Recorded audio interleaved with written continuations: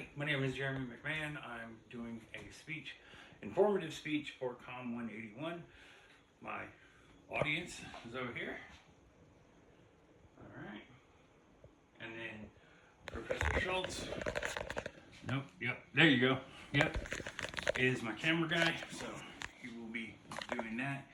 And we can start whenever you're ready. All right.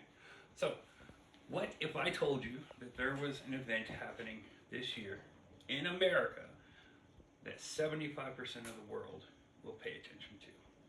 Would you want to know what it is? So, my name is Jeremy, you guys all know that. So, I'm going to try to attempt to explain to you what it is that's going to be happening, why it's important to the world, why it's important for America, and kind of just what I've learned. I'm supposed to give you a credibility statement. Won't do that. You guys all know me. You all know, my name is Jeremy. I'm a soccer fan. My whole family is soccer fans for the most part. So why is the World Cup, which is what is actually happening this year, a big deal? So I have done a lot of research and I want you guys to know what I found out. So, over 5.8 billion people watched the World Cup in 2022 in Qatar. There is only 7.9 billion people in the entire world, so 75% of the world watches the World Cup. So, this year being on American soil for America's 250th birthday, which is coinciding within the time, it's definitely important that we put our best foot forward. So, during this short speech, I'll attempt to inform you a little bit on FIFA hosts the World Cup. I'll attempt to inform you on what it is that FIFA does and their history. What's wrong? You're fine. Okay. With all that said, let's jump in. So, the history of FIFA, as reported by footballhistory.org, okay, the game of soccer goes back over 3,000 years. Well, not really the game of soccer, but a game that involved kicking a ball. It was in Mesoamerica, where a lot of times, if they praised the sun god, so they would hold a tournament, and the loser of the team, the team that loses, their captain would actually be sacrificed to the sun god.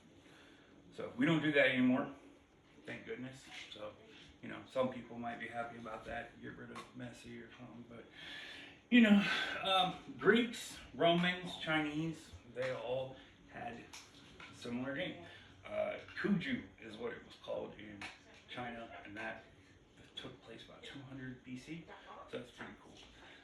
Now, in 1855 is when things really kind of took off, because that's the year when Charles Goodyear, yes, that Charles Goodyear, the one that you're thinking of, he invented the vulcanized rubber ball, which I'm supposed to have behind me, but I forgot to get it. Maybe show it at the end of the video or something. When he did that, that really kind of cemented how a ball would react and how, consistency within the game. So you knew how it would bounce, you knew the roll, things of that nature. And that really kind of took off. Fun fact, Goodyear is not it's named after Charles Goodyear as an honor to him, but he did not form the company Goodyear Tires. It was formed by somebody 38 years after his death. So the Football Association was created on my mom's birthday, 10/26/1893. She was born a couple years later. The first recognized international matchup was actually between England and Scotland, and it ended in one of the worst things that Americans hate, a tie. So, you know how it is with that. So, the USsoccer.com confirms that the Fédération Internationale de Football Association, FIFA, FIFA, was formed on May 21st, 1904. Okay, so a long time ago, and they regulated international competitions. That's what their whole goal is, to regulate games and tournaments between countries. Okay. Wow, that's a lot of time. Yeah. All right. So there were original, uh, seven original European countries that signed on to form FIFA, and eight if you include Germany, who actually helped to set the foundation up. So now we know history, right? So let's see what the World Cup has actually become.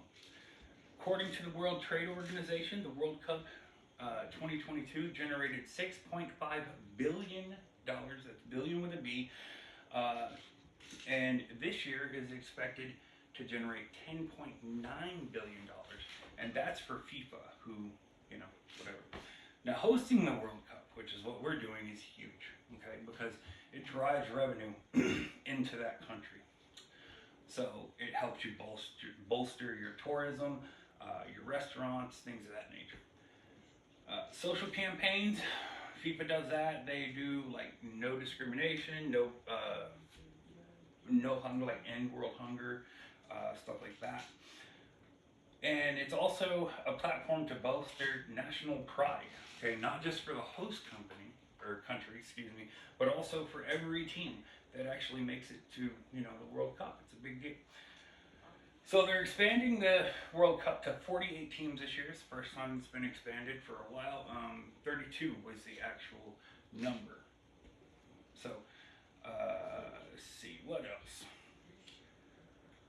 Projected to bring in over $40 billion to Canada, who has 2 cities hosting. Mexico has 3, and the U.S. has 11. So those travelers will spend an average of 12 days in country and spend about $416 a day. That's really, really good. So this is going to create thousands of jobs, obviously, so we need to make sure that our best people are in those jobs. Boost tourism, and it'll actually help America to show what we are about, on a world stage instead of all the media and what you hear there. So America is going to be doing a big celebration during this, right? They're going to be doing they're minting 3 new coins. The U.S. Mint will do 3 new coins. And there are 2 games on the 4th of July. One of those games is in Philadelphia. It'll be the night game, so that starts at 5 p.m. Eastern, and that will be culminating. There's a big focus on that because Philadelphia and that being our 250th goal. So it's going to be a great time. So as you can see, FIFA World Cup 2026 going to be the largest sporting event that the world has ever seen. An organization created in 1904 created a tournament that every 4 years becomes the biggest boon for economics and revenue for every country.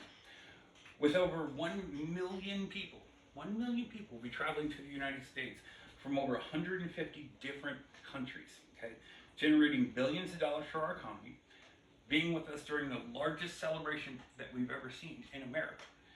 They're going to enjoy our food, our culture, and hear our stories. So, to me, it's really cool, and I think that the whole world is basically giving us a birthday.